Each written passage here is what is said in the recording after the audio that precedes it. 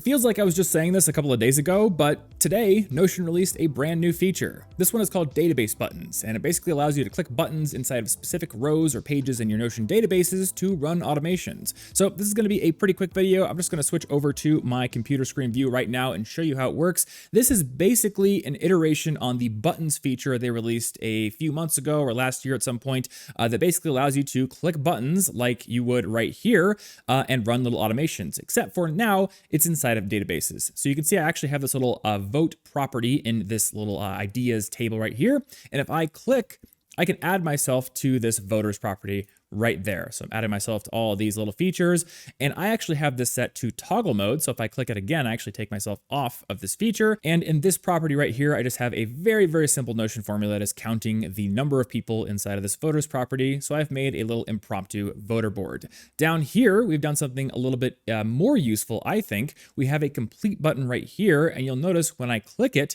it is actually going to change the status and also change the date completed properties in this database. So one click has two changes happen. And then over here, I've created a slightly more complicated Notion formula that just tells me the gap between the due date and the date that this task was completed. So we can go through and click all of these just like this to basically get a nice little record of how early or on schedule or late we're completing our tasks. So like I said before, this is basically an iteration of the buttons feature that Notion released fairly recently. I'll give you a quick refresher on how that works. Basically, you can do /button to create this little button block right here. And then you have this trigger called button is clicked. And once the button is clicked, you can basically define a whole bunch of actions to do. So database buttons are basically the exact same thing, but in a database. Let's go ahead and rebuild this vote tracker really quickly. So I'm just going to go ahead and delete this property right here. Goodbye button, and we will make our own. So if I add a new property to this database, I can just search for button, and I have confirmed this is also available on free accounts. So everyone on a Notion free account, you will also be able to get in on the fun with this. I'll click button right here, and now just like I had up there with the button block, I've got this button is clicked trigger, and then I can basically define a list of actions. One other thing I'll point out here is that this property is named button. We can rename it to, let's just say, vote button, and by default, it is going to get a label that matches the name of the property, but I can give it its own label as well. So instead of vote button, I'll just call that vote right there. And now I can start to define my actions. And I'm going to go ahead and get myself off of the screen really quickly so you can see the actions as I'm defining them. And the big change here is, in addition to this add page to, edit pages in, etc., we now have edit property options that are going to affect the specific page where the button was clicked. So here in voters, I can just go ahead and choose person who clicked the button. I'll hit done there. And now it actually gives me a few different options here. So I can replace everyone with the person who clicked the button. That doesn't really make sense for a vote tracker. Add would probably make more sense. However, if I want the ability to let people also click the button again to remove themselves, say they accidentally voted for the Android app instead of the iOS app, and they're like, "Doh, that's not what I wanted," we can set it to toggle instead. And that basically creates a toggle state on the button. So that is the only action we're going to create right here. And now when I click vote once again, I'll add myself to Zapier integration. There I am. If I click it once more, there I'm not. I'm going to go ahead and bring myself back into the screen here and scroll on down. To make this video even more useful, I suppose we can also build this multi-stage button as well. So once again, we're going to go ahead and get rid of our complete button, get it on out of there. We are going to rebuild it. So this time we are going to create a button property that does two different things with one button press. So here I'm just going to call this button complete.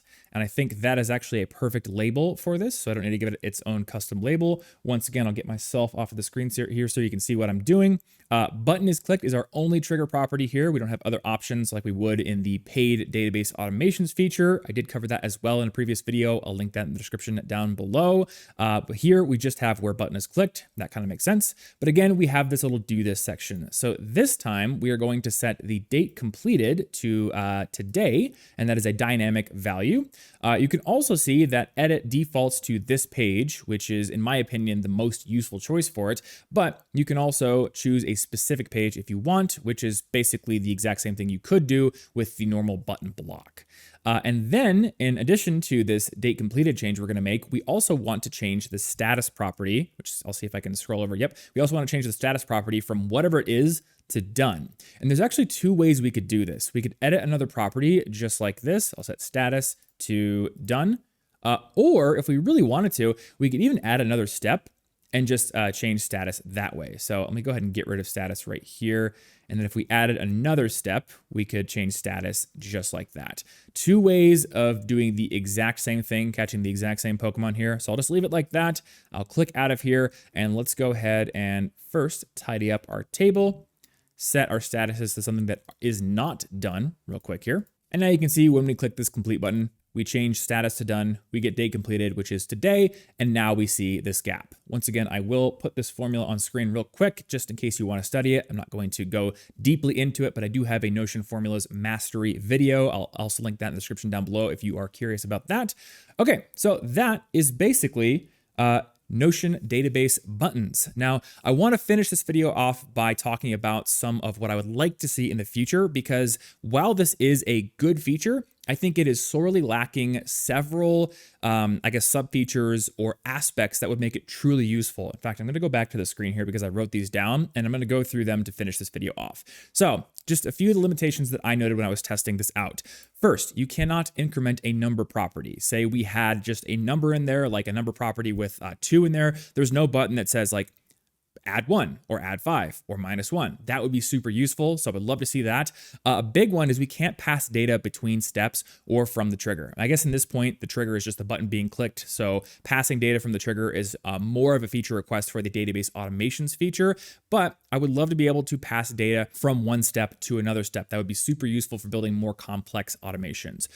You can't trigger a webhook. This might not sound like English to people who don't do programming or a lot of automation work, but basically a webhook is just an event that an app can emit when an action is taken or when something happens. So in the case of a Notion database button, what I would love to see is the ability to click a button and have Notion emit like a webhook that you could use in a tool like Zapier or Pipedream or Make.com or any other automation builder, so you could do really useful things. For example, maybe I have a YouTube stat tracker inside of Notion, and for each video I have a button called check stats that would emit a webhook. I could build an automation in Zapier or Pipedream to check the YouTube API for that video and bring the stats in. That would be super useful. Would love to see that in the future. A big one here, and I actually think I will show what I mean for this one. We can't set date properties to dynamic values other than now or today. So let me go back up and show you what I mean by that. In our, let's see if I can find it here, our complete button, we are setting the date completed to a dynamic value of today. And you can see here we have two dynamic value options, today and now, which is basically today's date with the current time as well. But beyond that, all we can do is pick a very specific static date. And what would really be useful is, in addition to these stock dynamic dates, also allowing us to pick a dynamic date that is displayed in another Notion property. Let me show you what I mean by that, because I think this is the number one thing Notion could add to this feature to seriously improve the entire Notion product.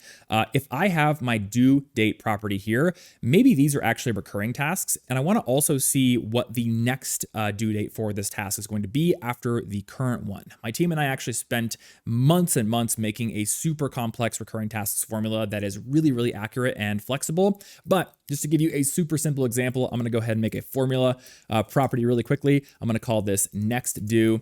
And I guess you are getting a little bit of formulas in this video, so throw myself off the screen for a second here. If I just take due and I do date add, and we'll do 1 and days, just like that, this would represent a daily recurring task. So now you can see the next due date for this task that is due on the 29th would be the 30th. So what would really be useful with this database buttons feature is if we could say, when we click the button, set this due property to whatever date is displayed here in next due. And that would give us a whole lot of flexibility, because as you can see, I'm just adding 1 day here, but I could change this to 1 week if I wanted it to be a weekly recurring task, or I could go crazy like my team and I have and build a gigantic formula that basically allows you to do any sort of recur interval that you want. So the community has already done the recurring tasks logic for you, Notion.